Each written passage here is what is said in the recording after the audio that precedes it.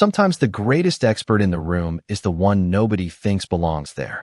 The first warning light blinked just 7 minutes before the biggest product demonstration in Hays Dynamics history, and no one in the glass-walled Innovation Center expected that tiny red light to become the beginning of a story people would still whisper about years later. Engineers rushed toward the prototype as monitors filled with error codes that made no sense.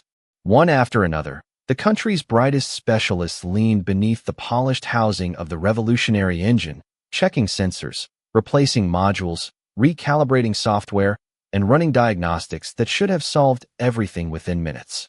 Nothing worked. The room slowly filled with a silence heavier than frustration, the kind that settles in when confidence begins turning into doubt. Victoria Hays stood perfectly still near the observation platform overlooking the testing floor, her tailored navy suit untouched by the panic surrounding her.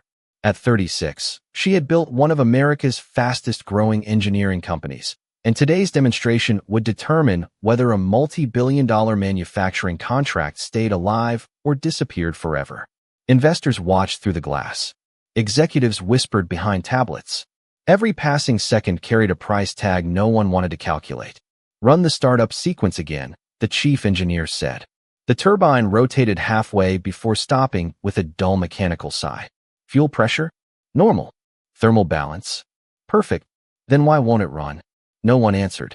Across the far end of the facility, unnoticed by nearly everyone, Ethan Brooks rolled a weathered service cart toward the receiving bay after delivering replacement parts for an aging maintenance truck. His denim work shirt carried faint stains of motor oil earned through honest labor rather than neglect. A faded wedding band rested quietly on his finger even though the woman who had placed it there was gone. His shift had been simple. Drop off the shipment. Collect the paperwork. Drive back to his little garage before school let out so he could pick up his 11-year-old daughter on time. He had no reason to be inside the research center. He certainly had no reason to become part of its history. Yet as he passed the testing floor, he paused for only a moment. Not because of the flashing alarms. Not because of the anxious voices. He listened. Just listened. Beneath the conversations, beneath the cooling fans and humming computers, beneath the expensive equipment that surrounded the machine, there was another sound. A rhythm almost too quiet to notice. His eyes settled on the prototype. He didn't move closer. He simply watched as another celebrated expert stepped back shaking his head. "We've tried everything," someone muttered. Another engineer sighed. "Maybe the design itself is flawed." Victoria lowered her eyes for the first time that morning. Failure had never felt so close. Ethan quietly signed the delivery receipt, preparing to leave without saying a word. Then the engine released one brief metallic pulse unlike the others. Ethan stopped walking. His expression changed almost imperceptibly, as though a forgotten memory had just spoken directly into his ear. He turned slowly toward the testing floor, studying the machine with calm, patient eyes. For the first time that morning, someone in the building wasn't looking at the error messages. He was listening to the engine itself. Ethan Brooks had learned a long time ago that machines rarely lied. People did. Resumes did. Titles certainly did. But an engine always revealed the truth if someone was patient enough to listen. He stood quietly near the doorway, his toolbox still resting beside the service cart, while another wave of engineers gathered around the prototype. They spoke in polished technical language, debating software architecture, electronic controls, and manufacturing tolerances. Their confidence filled the room, but the engine answered each new attempt with the same stubborn silence. Ethan lowered his eyes for a moment. The faint metallic pulse he had heard lingered in his memory like the last note of a familiar song. It was not random. It was trying to say something. Back home, his daughter Lily would already be finishing her afternoon classes. Every Tuesday she waited outside Jefferson Elementary with her backpack almost bigger than she was, knowing her father always arrived 5 minutes early. Ethan had built his entire life around promises that could not be broken. Breakfast before sunrise. Homework together every evening. Saturday pancakes no matter how busy the garage became. Ever since losing his wife 6 years earlier, those ordinary routines had become the foundation that kept both of them standing. His small repair shop on the edge of town was nothing impressive. The paint had faded years ago. The waiting room held mismatched chairs collected from garage sales. The old coffee machine rattled louder than it brewed. Yet neighbors trusted Ethan because he never replaced a part that did not need replacing and never charged for work that was unnecessary. More than once he had spent an extra hour helping a stranded family simply because it felt like the right thing to do. Reputation, he believed, was earned one honest decision at a time. A sharp voice interrupted his thoughts. Reset everything again. The chief engineer rubbed his forehead as another diagnostic cycle ended in failure. Someone suggested replacing the fuel management system. Another proposed rewriting thousands of lines of control software before the investors arrived. Victoria Hayes remained composed, but the calm expression she carried into every board meeting had begun to crack around the edges. She understood numbers better than emotions, and every minute of delay translated into millions of dollars slipping further beyond reach. Yet something unexpected caught her attention. While everyone else stared at computer screens, the delivery mechanic by the exit had not looked away from the engine once. He was not studying the displays. He was watching the machine itself. More precisely, he seemed to be waiting for it to speak again. Victoria followed his gaze without fully understanding why. Ethan noticed a slight vibration ripple through one of the support brackets before disappearing almost instantly. It was so small that nobody focused on the data monitors would ever notice it. His brow lifted almost invisibly. That was not the symptom of a failed design. It was the symptom of something much simpler and somehow much harder to find. He picked up his toolbox, fully intending to leave before his daughter finished school. Then another quiet metallic click echoed through the testing floor. Ethan stopped once more. This time he knew exactly what he had heard, and for the first time all afternoon, a faint, knowing smile appeared on his face. The smile disappeared almost as quickly as it had come. Ethan was not the kind of man who enjoyed proving other people wrong. If anything, he preferred leaving before anyone noticed he had been there. He checked the time on the worn watch his daughter had given him for his birthday 2 years earlier. If traffic stayed light, he could still make it to Jefferson Elementary without being late. He reached for the handle of his service cart. "Sir." The voice stopped him halfway to the exit. Ethan turned. One of the younger engineers hurried toward him, looking uncertain. "Did you notice something?" Before Ethan could answer, another senior engineer waved dismissively. "He is the delivery mechanic. Let him get home. We have this under control." The words sounded confident, but even the man speaking them no longer believed them. Victoria Hayes stepped down from the observation platform with measured steps. The polished floor reflected the bright ceiling lights while the enormous prototype rested silently behind her like a promise waiting to be fulfilled. She studied Ethan for several seconds. His work boots were worn.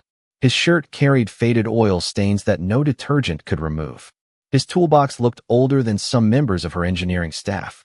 Yet he had been watching the machine with a calm expression she had not seen on anyone else all afternoon. "Excuse me," she said politely. "You have been looking at the engine differently than everyone else." Ethan hesitated. "I was only listening." Several engineers exchanged puzzled looks. One quietly laughed. "Listening," another repeated. "It is a hybrid turbine, not a violin." A few restrained smiles appeared around the testing floor. Ethan did not react. He had heard far worse jokes in his lifetime, and none of them had ever repaired an engine. Victoria noticed that he neither defended himself nor appeared embarrassed. He simply stood there with the quiet patience of someone who had learned that truth never needed to raise its voice. "What exactly were you listening for?" she asked. Ethan glanced toward the prototype again. Every machine has a rhythm. When that rhythm changes, it usually means something is trying to compensate for something else. The chief engineer folded his arms. "With respect, diagnosing advanced systems is more complicated than listening." Ethan nodded gently. "Most of the time, yes." His answer carried no sarcasm, only honesty. Then he added, "But sometimes people become so busy reading numbers that they forget the machine still has to obey the laws of physics." The room grew noticeably quieter. Victoria looked toward her engineering team. No one spoke. Every proposed solution so far had failed. Every expensive diagnostic program had reached the same dead end. She returned her attention to Ethan. "If you had 5 minutes," she asked carefully, "what would you do?" Ethan looked at his watch again before thinking about the question. Lily would be waiting. He never broke promises. Yet he also knew what it felt like to stand helplessly beside something that mattered while time slipped away. He took a slow breath. "I would not replace a single part," he said softly. "I would ask everyone to stop touching the engine." The silence that followed felt different from the others. It was no longer filled with frustration. It was filled with curiosity. No one moved at first. The testing floor seemed to hold its breath as every eye shifted from the silent prototype to the quiet mechanic standing near the exit. Then the chief engineer gave a polite but unmistakably skeptical smile. "You are suggesting that 23 engineers step away from a project we have spent 4 years building because you heard something?" Ethan met his eyes without the slightest hint of offense. "I am suggesting the engine has been trying to tell you the answer all afternoon." A few people exchanged doubtful glances. Someone near the back whispered, "This is unbelievable." Another folded his arms and quietly shook his head. Victoria Hayes remained thoughtful. She had spent her career trusting data, credentials, and proven expertise, yet none of those had solved the problem, standing only a few yards away. She looked at the prototype again. Investors would begin arriving within the hour. Reporters would not care how hard her engineers had worked. They would only remember whether the demonstration succeeded or failed. "Clear the floor," she said calmly. The chief engineer blinked. "Victoria, with respect, we cannot seriously pause everything now." "That was not a suggestion," she replied. Her voice never became louder, but every conversation immediately stopped. "Everyone take 5 minutes." Reluctantly, the engineers stepped back from the machine. Laptops closed. Diagnostic cables were disconnected. The steady tapping of keyboards faded until only the gentle hum of the ventilation system filled the enormous room. Ethan set his toolbox on the polished concrete, but did not open it. Instead, he walked slowly around the prototype once, his footsteps unhurried, his attention focused entirely on the machine. He rested one hand lightly against the outer housing, closed his eyes for a brief moment, and listened again. There was no dramatic gesture, no complicated equipment, no performance meant to impress anyone watching. Only patience, only careful observation. One engineer quietly muttered, "What exactly is he waiting for?" Ethan answered without looking up, "For all of us to stop interrupting it." The room fell silent again. Victoria noticed something she had missed before. While every specialist had rushed to fix the engine, none of them had simply watched it without trying to change it. Ethan crouched beside one of the lower access panels. His fingertips rested gently against a support bracket before sliding toward a narrow coolant line. He smiled almost imperceptibly. "May I ask one question?" he said. "Go ahead," Victoria answered. "When did the vibration first appear?" The chief engineer immediately responded, "After the software update yesterday." Ethan slowly nodded. "And before the update?" "It ran perfectly." Ethan stood, brushed a little dust from his hands, and looked directly at Victoria for the first time. "Then everyone has been solving yesterday's problem." He paused just long enough for the words to settle. "The engine is still trying to solve today's." No one laughed this time. Even the most skeptical faces had begun to change. There was something about the calm certainty in Ethan's voice that did not sound like confidence born from pride.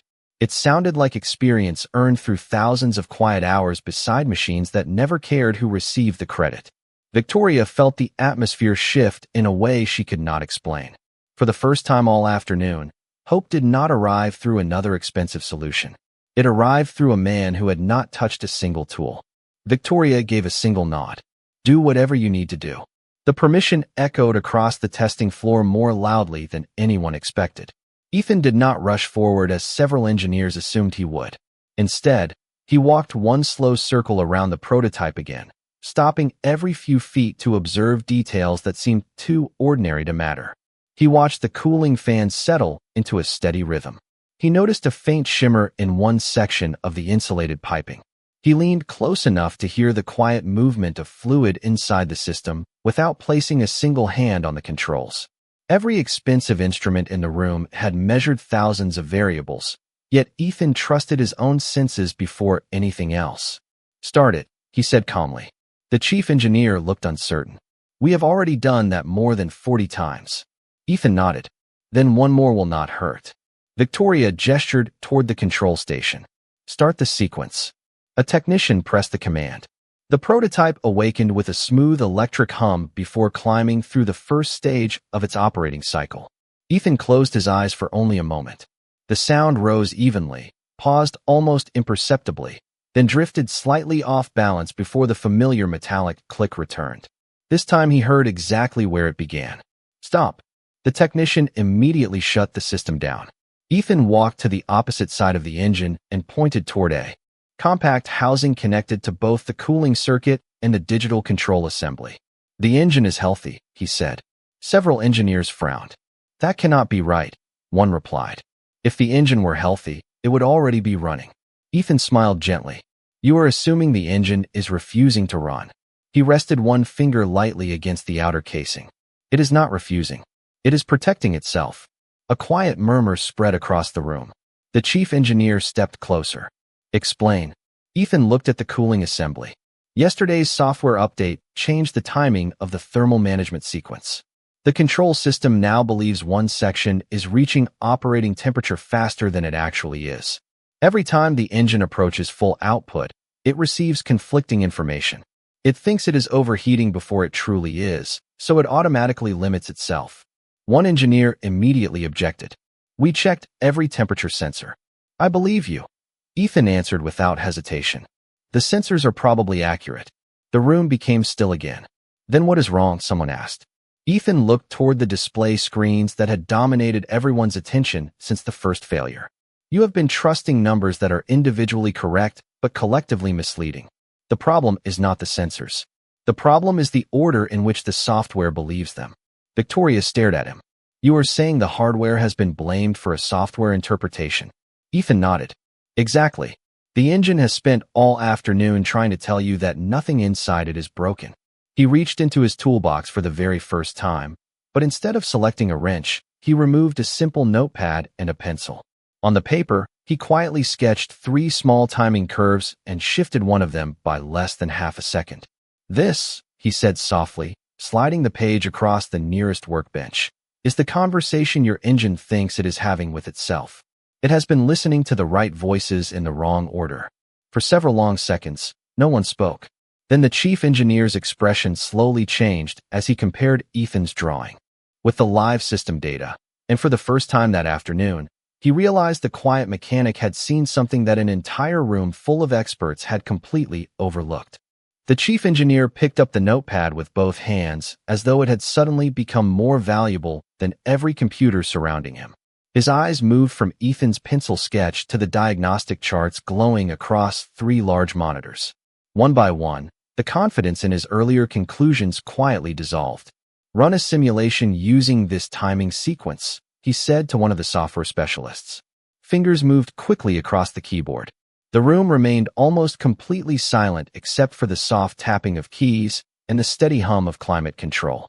Ethan stepped back without saying another word. He had offered his observation. The rest belonged to them. Victoria watched him with growing curiosity. Most people who believed they had solved a problem wanted recognition before results. Ethan seemed interested only in whether the engine could finally do what it had been designed to do. Less than a minute later, the software engineer looked up from his monitor with a puzzled expression. The conflict is disappearing. Another engineer leaned over his shoulder. That is impossible. No. The software engineer answered quietly. It is happening. A second simulation finished. This time, every warning that had interrupted the startup sequence disappeared from the display. The thermal management system synchronized perfectly with the control logic. The engine no longer predicted a condition that did not actually exist. The chief engineer slowly lowered the notepad. We spent almost 12 hours searching for a mechanical failure that never existed. Ethan gave a small nod. Machines usually do exactly what we teach them to do. Sometimes they simply teach us something back. Victoria folded her arms thoughtfully. There was something strangely familiar about the way Ethan explained complicated systems. He never tried to impress anyone with technical language. Instead, he reduced difficult ideas into principles that felt almost timeless. It reminded her of professors she had admired years earlier, except none of those professors had ever worn worn-out work boots or carried a dented metal toolbox. Where did you learn to think like this? She asked. Ethan looked at the prototype before answering. Mostly by making mistakes when I was younger. His answer was simple, but it carried the quiet weight of someone who had made peace with the past instead of trying to escape it. Before Victoria could ask another question, Ethan's phone vibrated gently inside his pocket. He glanced at the screen. The lock screen displayed a smiling photograph of Lily standing beside a homemade science fair project, proudly holding a blue ribbon almost as wide as her grin. The time beneath the picture made his heart sink slightly. School had already ended. Although he had arranged for a trusted neighbor to wait with Lily whenever emergencies happened, he had never liked testing that promise. He slipped the phone back into his pocket without complaint. Responsibility had always required quiet sacrifices. Across the room, the updated software finished loading into the control system. Every engineer instinctively turned toward Victoria. She looked at Ethan instead. "Would you stay for one more startup?" she asked gently. Ethan hesitated for only a moment. He thought about his daughter waiting with patient confidence because she believed her father always kept his word. Then he looked at the engine, now only one step away from revealing whether his instincts had been right. He took a slow breath and offered a calm reply. "One startup," he said softly. "Then I have someone very important waiting for me." The control room became so quiet that even the faint hum of the overhead lights seemed unusually loud. Every conversation stopped. Every screen displayed the same countdown. Victoria Hayes stood beside the lead engineer, her eyes fixed on the rows of live performance data waiting to come alive. Ethan remained several feet behind everyone else, his toolbox resting on the floor beside him. He did not move closer to the engine. He had already said everything he needed to say. "Startup sequence initiated," the technician announced calmly. The prototype awakened with a smooth electric whisper that quickly grew into a confident mechanical rhythm. The first stage completed without hesitation. Green indicators illuminated one after another across the control panel. Several engineers instinctively leaned toward their monitors, almost expecting another warning to appear. None did. "Thermal synchronization complete," someone reported. Another voice followed almost immediately. "Pressure is stable. Fuel flow is holding. No abnormal vibration." The room remained silent, but this silence no longer carried fear. It carried anticipation. The engine continued climbing through each operating stage with remarkable consistency. Ethan listened carefully, his expression unchanged. To everyone else, the machine sounded powerful. To him, it sounded comfortable, as though every moving part had finally remembered the rhythm it was always meant to follow. Victoria glanced toward Ethan for only a brief moment. He was not celebrating. He was simply listening with the same quiet attention he had shown from the very beginning. "Increase output to 60%, the chief engineer instructed. The technician nodded. The engine responded instantly, its steady tone becoming deeper without losing balance. Live graphs stretched higher across every display. Temperatures remained perfectly aligned. Cooling performance tracked exactly as Ethan's handwritten sketch had predicted. One engineer slowly lowered his tablet. Another removed his glasses and stared at the monitors as if they belonged to someone else.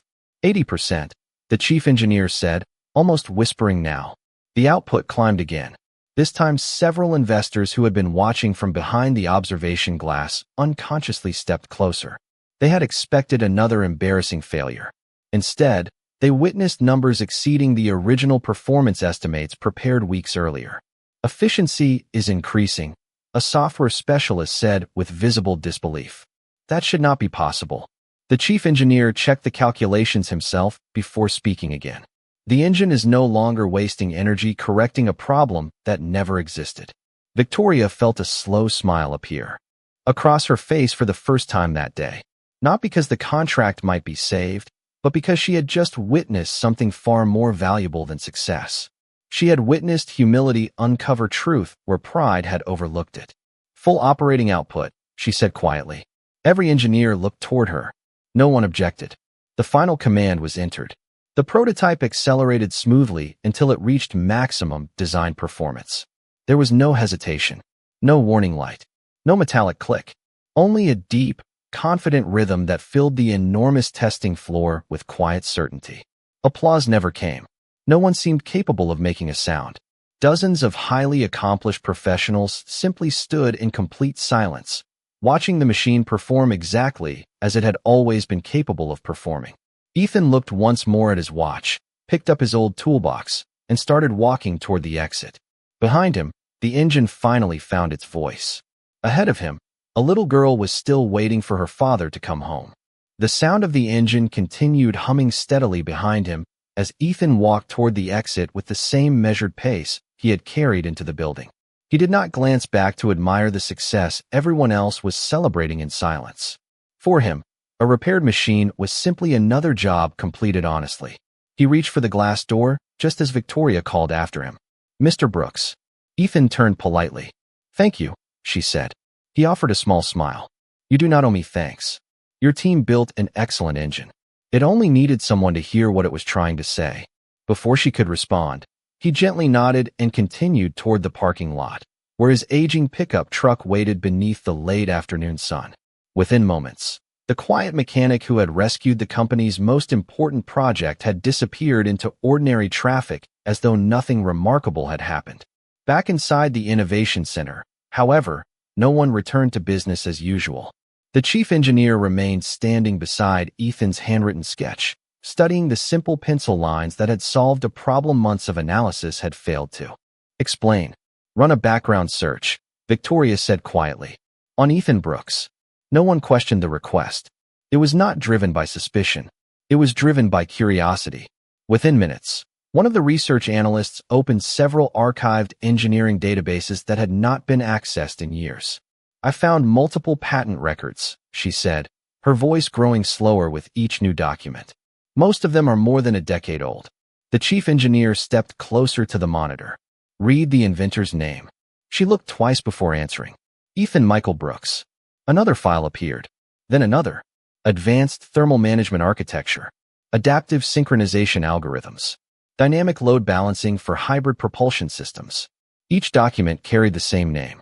The room became perfectly still again. "That cannot be the same person," one engineer whispered.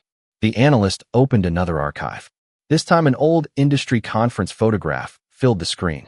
A younger Ethan stood beside a prototype engine, wearing a suit instead of a work shirt, speaking before an audience of researchers from across the country. His expression looked almost identical to the man who had quietly carried a dented toolbox only minutes earlier. Calm, humble, focused. Victoria stared at the photograph without saying a word. He was considered one of the brightest propulsion engineers of his generation, the analyst continued softly. Then his publications stopped almost overnight. "Why?" Victoria asked. The analyst searched a little further before answering. "There is no public explanation. It simply looks like he walked away." The chief engineer slowly sat down. He did not guess the answer today, he said almost to himself. He recognized it. Victoria remembered Ethan's faded wedding band, his weathered hands, and the way he had checked the time every few minutes with quiet concern instead of looking for applause. She suddenly realized that the most remarkable part of the afternoon was not that an extraordinary engineer had repaired an extraordinary machine. It was that a man who could have spent years seeking recognition had instead chosen a small neighborhood garage, an old pickup truck, and a life centered around keeping one little promise after another to the daughter waiting patiently for him to come home. The following morning, the sun rose over Ethan Brooks's small garage exactly as it had the day before. The faded sign above the entrance still creaked gently in the breeze. The old coffee maker still rattled before filling the room with the familiar aroma that greeted every customer. Nothing about the place suggested that one of the most respected engineering companies in the country had spent the entire night searching for the man who worked there. Ethan unlocked the front door, placed his worn toolbox on the workbench, and smiled as Lily hurried in carrying her school backpack. "Did you make it in time yesterday?" she asked with hopeful eyes. Ethan smiled warmly. "I did not make it as early as I wanted, but I kept my promise." Lily wrapped her arms around him before beginning another cheerful story about science class. Ethan listened with complete attention, as though nothing else in the world deserved it more. A few minutes later, a black sedan quietly stopped outside the garage. Victoria Hay stepped out alone, carrying a simple folder instead of a team of executives. She paused before entering, taking in the modest waiting room, the neatly organized tools, and the handwritten thank you notes taped to one wall from grateful customers whose names would never appear in business magazines. Ethan looked up from replacing a brake assembly and smiled politely. "Good morning." Victoria returned the smile. "Good morning, Mr. Brooks." She placed the folder on the counter. "Inside is an offer to become our Chief Technology Officer, complete creative authority over future propulsion research, and compensation that reflects what your experience is truly worth. Ethan did not reach for the folder. Instead, he finished tightening the final bolt exactly as he had started before the conversation began. Only then did he wipe his hands with a clean shop towel. "That is very generous," he said softly, "but I cannot accept it." Victoria looked genuinely surprised. "May I ask why?" Ethan glanced toward Lily, who was carefully organizing school supplies in the tiny office while humming happily to herself. "Years ago, I believed success meant building the fastest engines in the world," he answered. "Then life reminded me that the most important thing I would ever build was a little girl's sense of security." Victoria followed his eyes. She understood immediately. "She comes first." Ethan nodded. "Every single time." Neither of them spoke for several quiet seconds. Outside, morning traffic drifted past without knowing that two very different lives had just reached the same understanding. Victoria slowly closed the folder. "Then perhaps I came here with the wrong offer." Ethan raised an eyebrow slightly. "If you ever feel like sharing your knowledge with young engineers once in a while," she continued, "our doors will always be open. No titles, no obligations, just the chance to help the next generation learn what cannot be found in textbooks." A gentle smile appeared on Ethan's face. "That," he said, "sounds like something worth making time for." Victoria extended her hand. Ethan shook it with quiet respect. As she walked back toward her car, she glanced once more at the humble garage standing beneath the morning sky. The richest lesson she had learned had not come from a billion-dollar laboratory or a room filled with celebrated experts. It had come from a father who measured success not by recognition, wealth, or applause, but by integrity, quiet dignity, and the promise that a little girl would never have to wonder whether her father was coming home.